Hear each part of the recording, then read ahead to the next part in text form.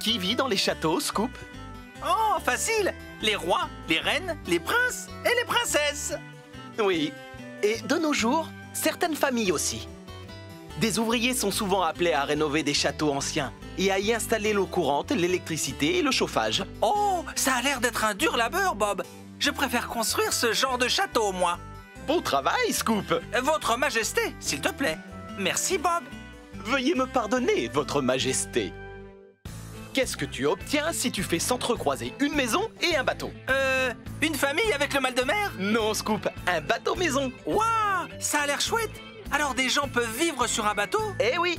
Ces bateaux sont équipés de chambres, de salles de bain, de salons et de cuisine, comme dans une maison ordinaire. Seulement, tous les meubles doivent être fixés au sol pour qu'ils restent en place quand les eaux s'agitent. Tu vois, il y a de la place pour une famille entière. Oh, c'est mignon, Bob. Comme ça, un pirate aura toujours sa maman auprès de lui. Ceci est une maison verte, Scoop. Ben non, n'importe quoi, Bob. Elle est orange. Je veux dire par là que c'est une maison écologique. Une maison qui ne nuit pas à l'environnement. Elle puise son énergie dans la nature. Certaines d'entre elles captent leur énergie du soleil grâce à des panneaux solaires ou du vent grâce à des éoliennes. Ces dispositifs génèrent de l'électricité. On peut aussi planter des arbres tout autour de la maison pour créer de l'ombre et la garder au frais en été. Cette maison est la maison verte par excellence. Waouh, incroyable, Bob. Mais tu devrais aller chez l'ophtalmologue. Elle n'est pas verte du tout. Regarde, Bob, un bateau géant. Il s'agit de l'Opéra de Sydney, Scoop. Quelqu'un qui s'appelle Sydney y habite alors? Non, il se trouve à Sydney, en Australie. Son toit a été conçu pour ressembler au voile d'un bateau. C'est un lieu où se produisent des spectacles de toutes formes d'art, du chant à la danse, en passant par l'opéra. Génial, je suis un excellent chanteur d'opéra. La. Charmant. Je crois qu'on t'entend jusqu'en Australie, Scoop.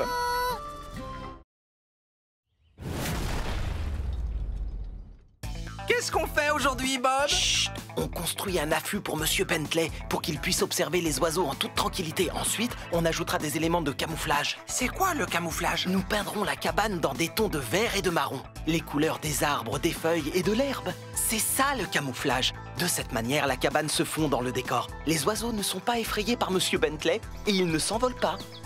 Quelle bonne idée, Bob! Bien joué, Scoop.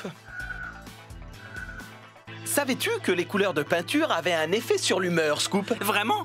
De quelle humeur nous met la couleur bleue, par exemple? Elle nous détend. C'est la couleur parfaite pour une chambre à coucher. Et le rouge, alors? Il nous donne faim. Idéal pour une salle à manger. Et le vert? C'est une couleur rafraîchissante, comme la nature, parfaite pour une salle de bain. Oh, et le jaune, ma couleur préférée? Le jaune est la couleur du bonheur. Moi, je suis jaune et je rends tout le monde heureux, tout le temps. N'est-ce pas, Bob? Absolument, Scoop. Presque tout le temps. On ne peint pas que dans le bâtiment, tu sais, Scoop. Les enfants peignent aussi, oui! En effet, ils s'amusent beaucoup à mélanger les couleurs et à en créer de nouvelles. Quelle couleur obtient-on en mélangeant du rouge et du jaune? De l'orange. Du bleu et du rouge? Oh, du violet. Du bleu et du jaune? Du vert. J'adore créer de nouvelles couleurs, Bob. Oh, et si je me peignais en rouge camion de pompiers? Ou en violet alien de l'espace? Ou en arc-en-ciel multicolore? Je trouve que le bon vieux jaune te va à merveille. L'élément le plus important sur un chantier, c'est la sécurité. Je suis bien d'accord, Bob. La signalisation utilise des couleurs et des symboles pour nous donner des informations. Par exemple, que nous signalent ces lumières oranges clignotantes? Qu'il y a des travaux sur la route. Oui, et ce panneau jaune? Attention, une grue soulève un objet lourd. C'est exact. Et enfin, que nous signale ce panneau rouge et orange? Que des ouvriers sont en train de creuser des trous. Mais regarde, c'est une photo de toi, Bob. Tu es célèbre. Je peux avoir un autographe? Pas maintenant, désolé. Je suis occupé à creuser. Que trouves-tu de particulier à cette maison, Scoop? Elle n'a pas de rideau fleuri. Mais encore? Berk, on dirait qu'elle est faite de boue. Très juste. Ceci est une hutte de boue dans un village africain. Dans les régions où l'on trouve difficilement du bois, on peut construire des maisons en briques de boue. Et la boue humide est utilisée comme mortier pour faire tenir les briques. Une fois que c'est sec, la hutte reste solide. On y est au frais en été et au chaud en hiver. Waouh! Une maison en boue! Il faut que j'en parle à Ben. Attention, ce bateau fonce tout droit dans le pont, Bob! Ne t'inquiète pas, Scoop, c'est un pont mobile. Un quoi? Un pont mobile. Un pont qui s'ouvre, regarde. La plupart du temps, il fonctionne comme un pont ordinaire sur lequel les véhicules roulent et les gens passent. Mais lorsqu'un bateau très grand navigue sur la rivière, le pont s'ouvre pour le laisser passer. Très malin! Ça oui. Et un pont mobile peut s'ouvrir ou se lever de différentes manières, tu sais. Quelle idée révolutionnaire! Grâce à ces ponts, les bateaux ne se cognent pas la tête. Tu as tout compris, Scoop. Qu'est-ce qu'ils fabriquent, Bob? Ils construisent une cabane dans un arbre. Oh, un arbre n'a pas besoin de cabane. Non, Scoop, c'est une cabane pour les enfants. Ah oui, comme celle que tu as construite pour les petites fusées de Springville. Exactement. Elles se construisent sur les branches d'un arbre. Souvent, on peut les fixer à l'arbre avec des cordes et des câbles plutôt que des clous, dans le but de ne pas blesser l'arbre. C'est la cabane la plus chouette que j'ai jamais vue. Tu peux m'en construire une, Bob? Ça dépend. Tu sais monter aux échelles? Oui. Bien sûr. Ces personnes font un bonhomme de neige, Bob? Ils construisent un igloo. Igloo? Quel drôle de nom pour un bonhomme de neige. Ce n'est pas un bonhomme de neige, Scoop. C'est une maison faite de neige. Comment on l'a construit? On découpe de grands blocs de neige et on leur donne la forme d'un dôme. À l'intérieur d'un igloo, c'est chaud et douillet. On peut y boire un chocolat chaud? Igloo, igloo, igloo. On peut construire un igloo maintenant, Bob? Non, Scoop. Pourquoi pas? Nous sommes au beau milieu de l'été. Ah, voilà pourquoi je n'ai pas vu beaucoup d'igloos. Prépare-toi, Scoop. C'est l'heure de jouer à ton jeu préféré. Quel est ce bruit? Vas-y, envoie, Bob. Quelle machine fait ce bruit? Une tondeuse à gazon? Plus grande. Oh, un véhicule tracteur qui tire une remorque? Plus petite. C'est une machine qui possède une grosse cuve à l'arrière qui tourne et qui tourne. Ah, j'ai trouvé. C'est une bétonnière. Gagné! Ouf, c'était dur comme du béton.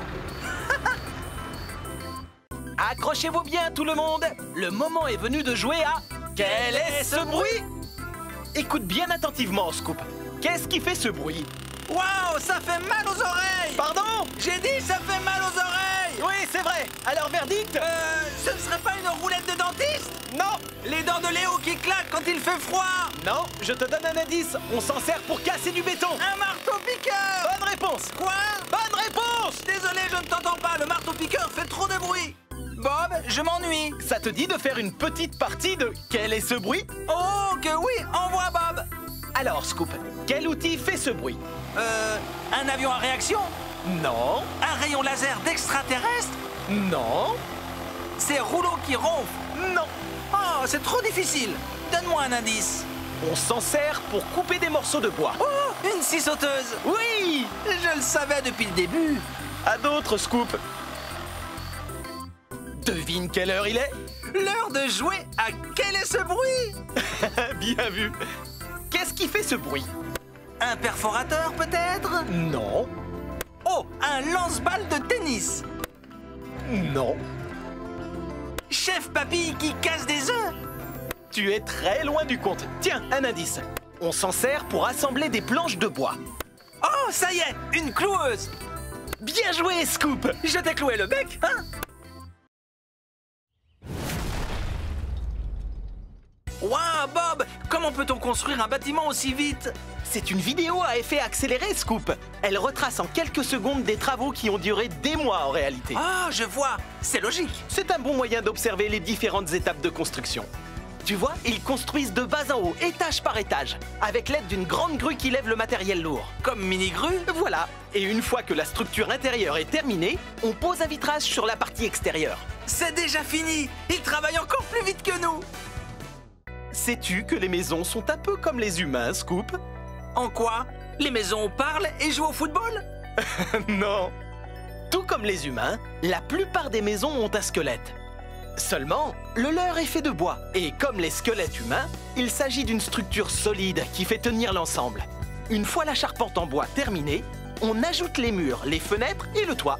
Jolie maison, n'est-ce pas? Oh oui! Mais faites attention les enfants, il y a un squelette à l'intérieur!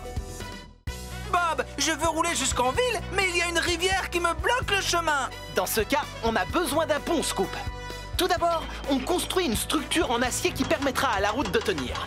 Ensuite, on construit la route qui traversera la rivière. Les câbles apportent un support supplémentaire. Et voilà le travail, Scoop. Maintenant, tu peux traverser la rivière. C'est bon, Bob, j'ai fait le tour. Je suis en ville. Oh, c'est maintenant que tu me le dis? On dirait que ces ouvriers font le glaçage d'un gâteau, Bob. Ils posent du ciment, Scoop.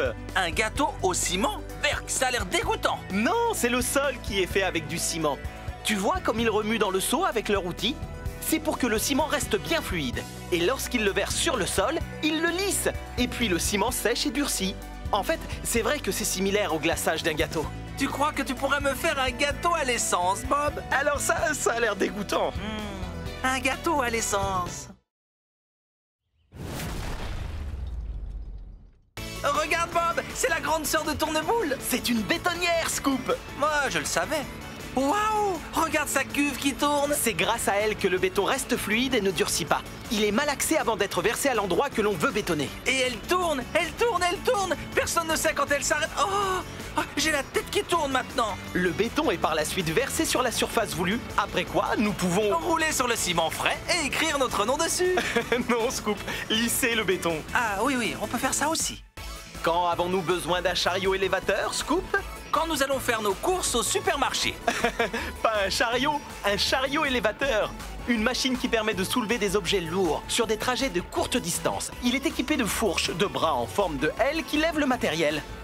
Elle le lève Et... elle le redescende. Sans notre chariot élévateur, nous aurions beaucoup de mal à déplacer des charges lourdes au garage. Et tu ne pourrais pas faire tes courses, Bob. Quelle est la chose la plus importante chez un véhicule tracteur comme 2 tonnes? Le klaxon. Ce sont des véhicules très costauds, tu sais. Ils peuvent traîner différentes sortes de remorques qui transportent des charges lourdes sur des trajets longue distance. Waouh!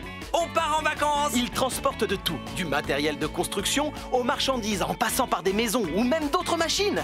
Ce sont les plus gros véhicules que l'on peut trouver sur l'autoroute. Ce qui signifie que leur klaxon doit sonner très fort.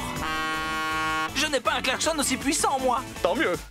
Pour soulever du matériel jusqu'en haut d'un immeuble, il faut avoir un bras extrêmement long. Ah, dommage, les tiens sont trop courts, Bob. Voilà pourquoi nous nous servons d'une grue à tour. Comme mini-grue, c'est une machine géante dotée d'un bras long qu'on appelle flèche. Et grâce à son crochet suspendu à un câble, une grue à tour peut lever de lourdes charges jusqu'en haut d'un immeuble. Comme un haltérophile.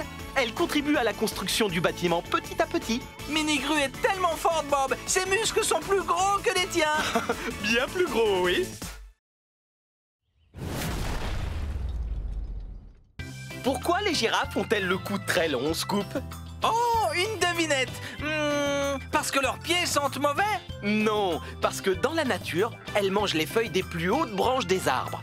Alors, lorsque l'on construit un enclos de girafes aux os, il faut penser à installer des auges en hauteur. Pour qu'elles mangent leur petit déjeuner. Nous construisons aussi des plateformes en hauteur, où les visiteurs peuvent monter et voir la tête des girafes de plus près. Oui, et comme ça, ils sont loin de leurs pieds qui sentent mauvais.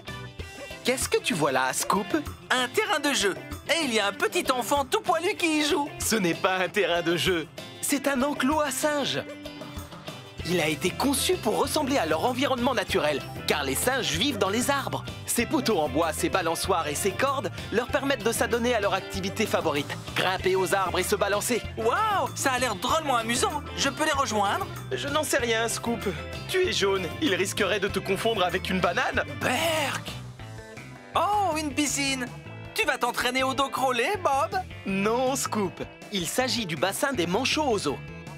Les manchots sont des oiseaux marins qui ne peuvent pas voler. Alors, à la place, ils nagent. Il est donc important qu'on leur construise un bassin grand et joli, où ils peuvent nager, plonger et attraper leur déjeuner. Elle est chouette, la piscine. Tu veux bien m'en construire une pour qu'on organise une soirée piscine? Bien sûr, Scoop.